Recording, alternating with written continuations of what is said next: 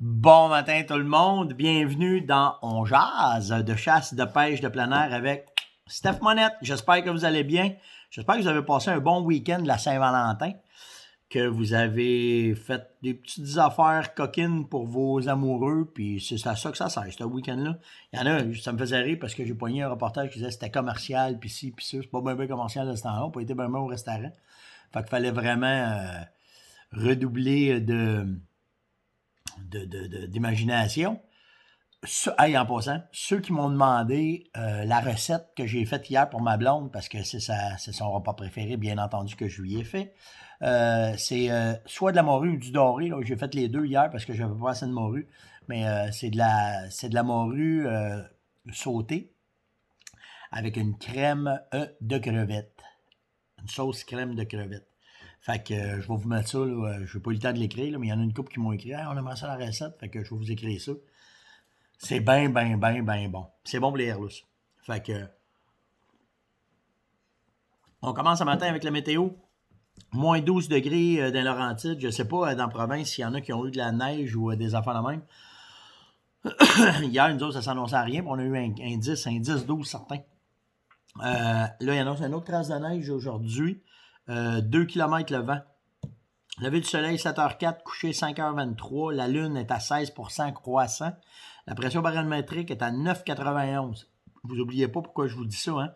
C'est pour que vous sachiez que quand elle baisse vers votre niveau, l'altitude où est-ce que vous êtes capable de savoir si c'est de quoi qui va arriver. Moi, c'est 9,88 ici.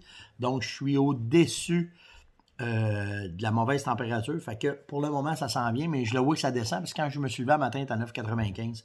Fait que là, ben, c'est en descendant. Fait que on devrait avoir un petit peu de neige aujourd'hui. Le best hunting fishing time aujourd'hui, 8h34 AM. 8h34 à 9h34, oui. Dans les nouvelles, qu'est-ce qui a retenu l'attention de moi et de vous tous? Ben, j'ai à la tuque, il commence à avoir des loups dans le village, fait qu'ils ont demandé la participation des agents de la faune pour vérifier qu'il n'y ait pas de danger parce que les loups sont en entour du village, de la ville. Les agents, là, ils veulent bien vous aider, là, mais c'est vous autres les yeux.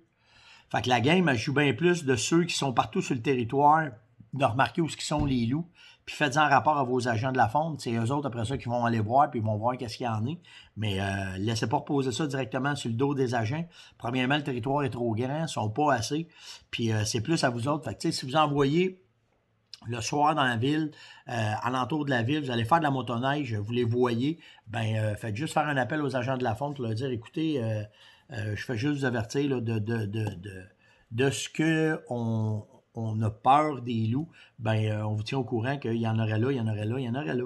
Mais l'autre affaire, là, pas vérifier que ça, là. Regarde, c'est comme si tu dis, je m'en vais prendre une marche, je m'en vais faire de la raquette dans un sentier de motoneige, puis j'emmène mes 3 enfants de 2 ans, 4 ans et 6 ans. Là, tu cours après le trou. Mais si tu pars une gang, ou juste avec ta blonde, puis qu'en faisant de la raquette, premièrement, tu fais du bruit pour les avertir, tes chances de les voir sont minimes parce que c'est pas un animal qui aime côtoyer l'homme. Puis ça n'empêche pas que en faisant du bruit, tu vas les éloigner simplement, puis il n'y aura pas de problème. Fait que surtout le loup. Il est très. Il aime pas même être proche de l'être humain. Fait que, à moins qu'il y aurait de quoi de spécial qui arriverait, probablement qu'ils sont là parce que le ravage de chevreuil est proche, ou il y a un ravage d'orignal proche, normalement c'est ça. Hey, Airloose Moment ce matin, le lendemain de la Saint-Valentin, c'est nice ça. C'est Stéphane Plourde qui veut envoyer une pelletée d'amour à sa blonde Josée Lucier. Josée, là, elle s'occupe, elle sait comment c'est important pour son chum d'aller à la chasse. Puis il m'a conté une petite anecdote. Une anecdote, c'est plus une histoire qui est arrivée avec ça. Puis vu qu'il était loin dans le bois pour pas l'inquiéter, il est arrivé un petit accident à la maison. Puis elle s'est tout occupée de ça. Puis quand son chum l'appelait pour dire comment ça va, il a dit ça allait bien. Puis quand il est arrivé, il a vu qu'il y avait quelqu'un qui avait des problèmes. Fait que tout ça pour vous dire que il apprécie vraiment comment est-ce que j'osais aller avec lui. Et c'est vraiment une pelletée, on dit plus une pelletée d'amour un matin qu'il envoie qu'une pelletée d'air lousse. Fait que José, tout est à ton honneur ce matin. En plus, j'ai le best buddy de chasse, Marc Giroux, qui veut saluer l'amitié de son chum Alain Régimbal. Ça a l'air que c'était en gang de chums, ils disent que c'est un vieux couple, eux autres ils chassent ensemble depuis toujours. Puis Alain, c'était un bon couple, c'était un bon Jack, c'est lui qui s'occupe de toute la garlingue, de toute la patente. Puis Marc, ben, un matin, il voulait dire « Hey, écoute, dis-y parce que j'apprécie vraiment sa compagnie quand on va à la chasse. » Puis pour de vrai, là, un best buddy à la chasse, là, c'est ce qui va faire que tu vas faire un bon voyage ou un mauvais voyage de chasse. Les tensions qu'un mauvais body de chasse peut te donner, ben ça te tente pas d'avoir ça. Fait que c'est comme ça. Fait que tout ça, ben pour vous dire que best body un matin à Alain Régimbal. Là, bon, je vais commencer avec ça. Ça m'écoeure parce que j'ai perdu le nom de la petite madame là, de la dame qui m'a posé cette question-là, puis je l'ai recherché, puis dans le lot que j'ai fait deux, trois fois que je jase avec, puis là, ben Facebook a changé. Quand on vous lit, on n'a plus votre nom. On a juste votre avatar. C'est quand on répond qu'on voit votre nom. Fait que visuellement, moi, je suis un gars visuel, le print de la personne, elle se fait moins vite, puis on est moins capable de retenir les noms. Fait que je m'excuse vraiment pour la dame, la madame qui m'a... Pas la femme, là, c'est ça, c'est bien de la misère maintenant. Mais tout ça pour vous dire que elle m'a dit, Stéphane, elle dit, j'écoute bien tes on jase. Elle dit, j'apprends beaucoup, mais elle dit, des fois, elle dit, je comprends absolument rien de ce que tu dis. Dernièrement, j'ai monté un diagramme avec le RUT, comment est-ce que le RUT se passait pour le chevreuil, puis l'accouplement, puis le kit. Puis, je me suis servi des anglicismes qu'on se sert pour parler de ça. Fait que quand je dis qu'il y a des robes, ben c'est des frottages. Des frottages sur les arbres. Puis je vais essayer de faire attention à ça parce que dans le langage des chasseurs de chevreuil, on est porté à avoir beaucoup d'anglicisme. Je vais essayer de franciser un peu mes onjases quand je vais vous parler. Quand je vous dis des scrapes, ben c'est les grattages au sol. Puis les grattages primaires, ben c'est les scrapes, vraiment les scrapes principales, les grattages principaux. Puis le breeding, ben c'est l'accouplement. Le temps où est-ce que le chevreuil va accoupler ses femelles, bien, le breeding time, c'est le temps de l'accouplement. Fait que je vais essayer, j'ai un autre terme le matin que je vais vous parler, puis je vais le franciser le plus possible, parce que souvent, même vous autres, les questions, vous me les posez à travers les anglicismes. Fait que je vais essayer de mettre ça vraiment plus clair. Alors j'espère, puis s'il y en a qui ne comprennent pas les termes, gênez-vous pas, venez le demander, c'est correct, c'est pour ça qu'on jase là, c'est pour que vous compreniez un peu le jargon des chasseurs de chevreuil, les chasseurs d'orignal, puis la façon qu'on va parler. Puis tu sais, le chevreuil est tellement étudié qu'il y a plein de termes qui sortent, puis que là, ben, on est porté à les garder. Fait que je vais essayer de vous franciser ça le plus possible, vous mettre ça en français. J'ai JF Pilon qui m'a demandé... Stéphane, il y a beaucoup de professionnels américains qui font des YouTubers qui vont faire des capsules, puis j'aimerais savoir ton opinion sur les mock scrapes, parce qu'on a, c'en est un terme. Là. Ben, les mock scrapes, en vérité, c'est les grattages primaires.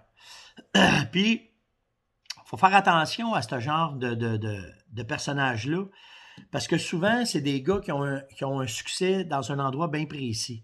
OK? Comparativement, mettons, à Greg Miller, Jim Shockey, Cody Robbins, tous les gros noms qu'on a, Michael Wendell, les frères Drury, tous ces gars-là qui sont très connus aux États-Unis. Souvent, ces gars-là, les derniers que je vous ai nommés, c'est des gars qui voyagent à travers les États-Unis. Fait qu'ils vont chasser, même au Canada. Les gars vont emmener une perspective globale de la chasse, puis c'est ça qui est important de comprendre quand on chasse, mettons, le chevreuil. Dans ça, on parle du chevreuil. Les YouTubers, souvent, c'est des gars qui ne sont pas encore rendus... Ils n'ont peut-être pas passé le stade des chasseurs internationaux. Puis les gars, ils ont des visions assez je m'en ai dit narrow, tu sais, si j'ai-tu la misère avec mon français, mon anglais, assez fermées sur la façon qu'ils chassent le chevreuil. Puis là, toi, par sa personnalité, tu peux connecter avec ce gars-là, puis tu peux dire « Ah, wow, quelle technique, telle affaire, telle ça. » Mais le gars, s'il chasse, exemple, dans le Midwest, ou il chasse dans sa côte est, ou peu importe, mais mettons, on va prendre un exemple du Michigan ou du Wisconsin, il y a des affaires bien précises qu'il y a là-bas. Il y a des habitats bien précis. Il y a beaucoup de chevreuils. La pression de chasse est indifférente. Tu sais, du Wisconsin à l'Illinois ou à l'Ohio, qui sont des plages juste à l'arc, ça change. Fait que quand tu prends des États au complet, c'est comme tu dirais que la province de Québec, au complet, elle est juste à l'arc. Ben, le chevreuil, il réagit pas pareil que tu t'en vas, mettons, comme je vous disais, au Michigan, puis là, tu arrives au Michigan, puis tout le monde chasse à carabine. Le chevreuil réagit différemment. Puis ça veut pas dire que cet endroit-là va s'appliquer à ici, comment est-ce qu'on chasse. Parce que ici au Québec, même si on a le Québec, il y a plusieurs climats, il y a plusieurs habitats différents que le chevreuil. C'est pas le même chevreuil dans 6 que le chevreuil qu'on a dans 10. C'est pas pareil. Donc, quand vous écoutez ce qu'un gars va vous dire de chasse, il faut comprendre où est-ce qu'il est allé chercher son expérience puis comment est-ce qu'il va l'appliquer. Les mock scrape, lui, il appelle ça comme ça dans ses vidéos, mais simplement, c'est un grattage primaire. Puis la façon qu'il est fait, je vais en parler, je fais une conférence là-dessus, là, au salon cette semaine. Mais on parle, mettons, des grattages. Lui, quand il dit un mud scrape, ben, c'est un grattage primaire au sol avec la branche sur le dessus. Lui, ce qu'il fait, c'est qu'il utilise des branches de vigne pour faire ça. Parce qu'il dit que le chevreuil réagit mieux à la branche de vigne. En tout cas, je parle d'un gars bien en particulier parce qu'il m'a demandé de parler de ce gars-là. Mais de la vigne ici, là, j'ai pas ça, moi, dans le Nord. Puis il n'y en a pas non plus dans le canton de l'Est. Fait que le chevreuil ne réagira pas pareil si tu essaies d'y mettre une branche de vigne. Puis si tu y mets, mettons, une branche d'épinette ou une branche d'érable, ça ne veut pas dire qu'il va réagir de la même affaire.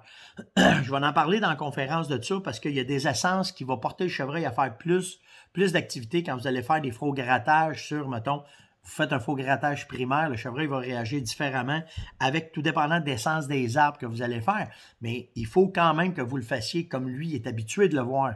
Si vous arrivez avec de quoi qui n'est pas habitué, ben peut-être que ça fonctionnera moins ou ça ne fonctionnera pas. Alors, c'est sûr qu'il faut faire attention quand que vous écoutez ce qui se fait ailleurs. Il faut que tu t'assieds puis tu rationalises versus qu'est-ce qu'il fait. Puis après ça, il faut que tu le testes. Tu sais, moi, si je fais ces mock scrape, la façon qui est fait ici dans le Nord, pas sûr. Ça marche, par exemple. J'ai une autre façon, vous allez voir, là, je les provoque, ces affaires-là, puis il y a une façon de le faire que tu vas être capable d'amener de quoi. Mais dans le cas de ce que tu me demandes, Jeff, qu'est-ce que je pense de ces gars-là, puis de ces fameuses mock scrape-là, ben oui, ça fonctionne. Ça fonctionne très, très bien. Mais tu sais, il y a certaines personnes que j'ai écoutées que les gars ils travailleront pas avec les leurs. Ils vont travailler juste avec les essences d'arbres. Moi, j'aime mieux travailler avec les leurs parce que c'est standard à partout. Mais ça ne veut pas dire que j'ai la science infuse de ça, mais ça ne veut pas dire que lui non plus, il a la science infuse de ça. Tu sais, fait que c'est plus la façon que toi, tu vas travailler ton territoire, les essais que tu vas faire, les résultats que tu vas avoir, qu'à un moment donné, tu vas dire, ah, ben oui, tabarouette, ça a fonctionné, ou ben non, tabarouette, ça n'a pas fonctionné. Fait que c'est là, il faut que tu vois la différence. Mais ce qui est important, c'est quand tu écoutes tous ces pros-là, que ce soit américains, québécois, canadiens, c'est qu'il faut que tu ailles chercher aussi son expérience où est-ce qu'il est allé la chercher. L'exemple, si le gars, c'est rien qu'un guide, quand je dis c'est rien qu'un guide, c'est pas péjorativement, c'est pas machin, mais un guide va avoir une vision différente d'un chasseur. Parce que le guide, lui, sa job, c'est de trouver la place. De mettre le chasseur dessus, puis de faire tirer le chasseur. Mais une fois qu'il a trouvé la place, c'est le chasseur qui fait le reste de la job.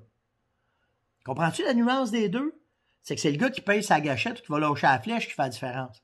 Puis, souvent, les gars qui chassent à l'arc ou les guides qui ne chassent pas à l'arc, c'est différent. Les gars n'ont pas la même vision que tout le monde. Ça ne veut pas dire qu'un est moins bon que l'autre, mais c'est différent de chasser et de guider. On va dire ça de même.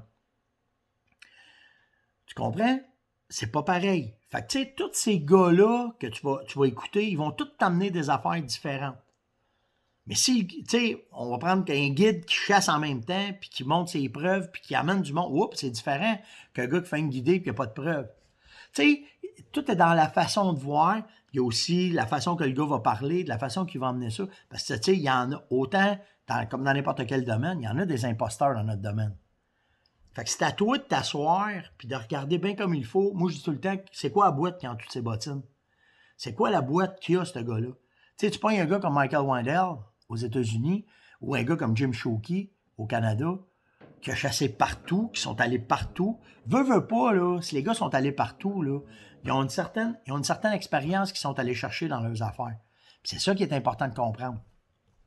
Fait que, prenez-en, mais laissez-en. Écoutez-les, regardez, analysez, dire, OK, lui, il est de même, mais lui, dans son habitat, dans son territoire, comment est-ce que c'est, puis là, tu vas être capable d'évoluer là-dedans, parce que c'est ça qu'on veut, là. Tu sais, j'ai suivi des formations partout aux États-Unis, justement à cause de ça.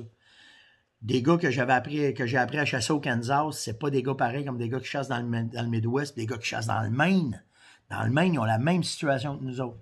Beaucoup de neige, des grandes montagnes. Ça reflète un peu ce qu'il y a dans 10. Fait que tu sais, c'est à toi de t'asseoir, puis je suis pas un... J'ai rarement été fan, tu sais, de dire, là, hey, lui, là, c'est une référence, lui... Ils ont toute leur façon de voir les choses, puis il faut que tu ailles chercher ça. C'est probablement l'expérience qui m'amène à penser comme ça. Mais tu sais, tu vas chercher ce qui est bon pour toi, tu l'analyses, tu regardes, puis après ça, tu continues à avancer là-dedans. Puis c'est pour ça, le but, c'est juste d'apprendre. J'ai Yolande Cormier qui m'a demandé, Stéphane, comment ça se fait qu'on n'a plus de caribou? Comment ça se fait que ça a été si vite que ça? Qu'est-ce qui est arrivé?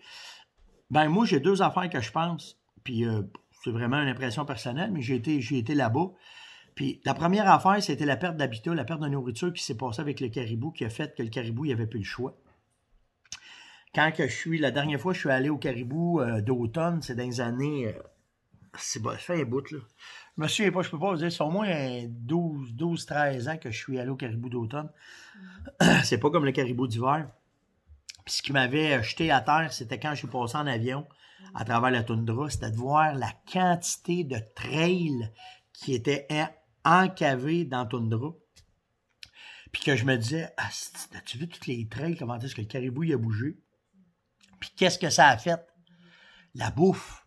Puis quand j'étais allé, les gars m'avaient dit, si tu vas avoir du succès, Stéphane, watch les plaques blanches. Parce que c'est de la bouffe pour les caribous. Puis justement, c'est ça qui est arrivé, c'est que je me suis parké là-dessus, puis les caribous voyaient ça à des kilomètres de loin. Ils arrivaient, puis ils montaient directement là-dessus, puis ils montaient, puis ils venaient voir les caribous venaient manger. Fait que l'autre affaire, ben peut-être qu'ils sont morts, mais peut-être qu'ils ont changé de place. C'est une affaire qui n'a pas été parlée beaucoup, ça. Peut-être qu'ils ont passé de la baie du Thon, en tout cas la baie James, en tout cas, je ne sais pas c'est quelle baie, là, puis qu'ils auraient peut-être traversé en Ontario, puis peut-être qu'ils ont traversé vers le Manitoba, parce que rarement on voyait des chasses avant dans ces endroits-là, puis maintenant ils en parlent. Il y a des outfitters, il y a des pourvoyeurs qui offrent ces services-là. Fait que peut-être qu'il est arrivé ça aussi. Fait que tu sais, mais en grosse partie, c'est peut-être la perte d'habitat qui a fait ça. L'autre affaire que je voulais vous parler, j'ai beaucoup de questions sur quoi acheter, quand acheter, quoi faire, comment faire, puis où aller faire. Moi, je vous dirais, commencez à planifier là vos achats, planifiez vos cartes, planifiez vos... regardez les statistiques, même si les statistiques ne sont pas sorties encore, ça, je ne comprends pas ça. Mais tu sais, vos achats de caméras de surveillance, vos achats de munitions, vos achats de l'heure, commencez à planifier ça parce que j'en parle à l'occasion, là, mais vous n'aurez peut-être pas ce que vous voulez, vous n'aurez peut-être pas le choix que vous voulez dans vos affaires. Fait que commencez, c'est le temps. Là, là, le salon, il arrive, vous allez voir les spéciaux arriver, magasiner vos voyages, ça c'est normal, ça se tient ici. Mais planifiez vos affaires cette année parce que j'ai pas un bon feeling. J'ai essayé d'acheter des nouvelles munitions, je suis pas capable de les avoir. Je voulais avoir des lames pour mes couteaux de chasse. Difficile à avoir. Fait que je comprends que c'est après rentrée, ça je le comprends très bien, mais attendez pas, je veux sensibiliser-vous à ça, le linge, la même affaire, en tout cas, préparez, planifiez, là. Commencez à préparer, planifier pour vos chasses, qu'est-ce qui va arriver. En terminant, là, il me reste une question, j'ai Steve Varin qui m'a demandé, Stéphane, dans tout ce que tu as parlé, là, il dit, j'ai de la misère un peu à me situer, là, c'est quoi la meilleure place pour faire une saline? La meilleure place pour faire une saline, c'est tout le temps sur une transition. Peu importe ce que tu vas penser, ça prend-tu de l'eau, ça prend pas de l'eau, non. Va-t'en, c'est les transitions. Si tu ton territoire, tu as une transition, changement d'essence d'arbre, c'est là que les chevreuils vont voyager, c'est là que les orignaux vont voyager. C'est des animaux qui voyagent par ces corridors-là. Fait que si tu vas avoir du succès, pas dans le milieu d'un bûcher, pas dans le milieu d'un champ, pas dans le milieu d'une swamp, va-t'en ces transitions, c'est là que tu vas avoir du succès. Aussitôt que tu vas mettre ça, ces transitions, tu vas commencer à avoir de l'achalandage. Avec tes caméras de surveillance, tu vas voir comment est-ce que c'est. Puis là, au fur et à mesure, là, tu vas commencer à pouvoir voir quel est le gibier que tu as. Puis après ça, te placer par rapport à ça. Comment est-ce que tu vas-tu en faire plus? Tu vas-tu faire des micro-salines, des vraies salines? Tes poteaux, peu importe. Mais travaille tout le temps avec les transitions. Sur un top de montagne et un bas de montagne, si ta transition est dans le bas de la montagne, il faut aller sur le bas de la montagne. Si tu as les deux, un fond de coulée ou un top de montagne, souvent, j'aime ça les tops. J'aime ça aller dans des places plus secs, faire ma saline là, voir comment est-ce qu'ils vont réagir. Puis si après, je vois que ça ne fonctionne pas. Mais tu sais, dans tout ce que je vous ai expliqué, c'est pour ça que les micro-salines sont là. C'est que ça te permet d'en faire plusieurs. Puis que ça ne soit pas toi qui es force à aller là, mais que ce soit le gibier qui décide laquelle qui est la meilleure. Puis là, à partir de là, tu vas être capable de faire tu vas avoir des territoires qui vont être intéressants. Fait que tu sais, pars pas en grande suite. Fais-toi plusieurs micro-endroits pour voir, parce que avec ce qu'on sait, dans les dernières années, là, on a évolué beaucoup là-dedans. Puis on s'est aperçu, autant sur les appâts que sur les salines, plus que tu vas avoir des micros-endroits, c'est le gibier qui va dire « celle-là, je suis à l'aise ». Souvent, on ne sait pas pourquoi, ils vont y aller plus de jours, ils vont faire plus de jours. Fait que là, c'est là que tu vas la faire. Fait que, essaie, tu pars avec tes transitions. Puis si sur 200 mètres, tu peux faire un sur un bas de montagne, un top de montagne, puis une dans le trou d'une coulée, fais les deux. Tu vas voir dans tes micros-appâts lequel qui va marcher. Puis après, tu pourras t'ajuster, faire tes affaires, voir comment est-ce que tu vas le faire, puis comment est-ce que ça va aller. C'est ce qui conclut notre On Jase de ce matin. J'espère que vous allez passer une excellente journée. Likez, partagez, invitez. Hey, vous avez réagi beaucoup là, sur toutes les nouveaux vidéos que je vous mets. C'est juste, je pogne des affaires soit sur TikTok ou soit sur YouTube. Puis je trouve ça cool de vous les envoyer. J'en ai un matin qui m'a envoyé de quoi d'intéressant là, sur Meat Eater. Je vous avais envoyé la vidéo sur sa chasse à l'orignal. Puis là, il se fait attaquer par... il se fait pas attaquer, mais il se fait faire peur par une mère grizzly. Puis vous allez voir la façon que les gars réagissent, tout le kit. Fait que je vais vous le retrouver, je vais vous le mettre. Vous pourrez aller voir ça. C'est juste des affaires de wildlife. Je t'en parle encore en anglais. Là, des affaires de nature. Des affaires qui sont intéressantes à voir. Des cales de wapiti. Tu sais, hier, je trouvais ça tellement impressionnant. Le bison qui le filme proche, puis tu le vois réagir, puis son gros grognement. Fait que tu sais, juste des affaires cool, juste pour passer le temps, juste pour... Ça nous éduque en même temps, parce que moi, je capote quand je vois ces affaires-là. Puis, vous appréciez ça, fait que je lâcherai pas. Je vais essayer de vous en trouver. Si vous en avez, je vous invite à m'en envoyer. Je vais les regarder. Ça ne veut pas dire que je vais toutes les mettre, mais au moins, ça donne du jus, puis ça donne de l'activité sur la page. Puis ça vous permet de voir des nouvelles affaires. Lâchez pas. Likez, partagez, invitez, c'est important. Les stats sont excellentes. On est après se préparer pour le salon. Les conférences vont être intéressantes. Je pense que ce qu'on est après faire, j'ai parlé à d'autres conférenciers aussi, ça va être vraiment cool. Puis là, ben, je vais probablement avoir des invités qui vont venir dans mes kiosques, jaser avec eux autres, je vais vous présenter du monde que vous ne connaissez pas. Fait que je pense que tout ça, ça va être bien intéressant qu'on va commencer vendredi matin. Sur ce, likez, partagez, invitez, passez une excellente journée, puis on se voit demain. Ciao tout le monde!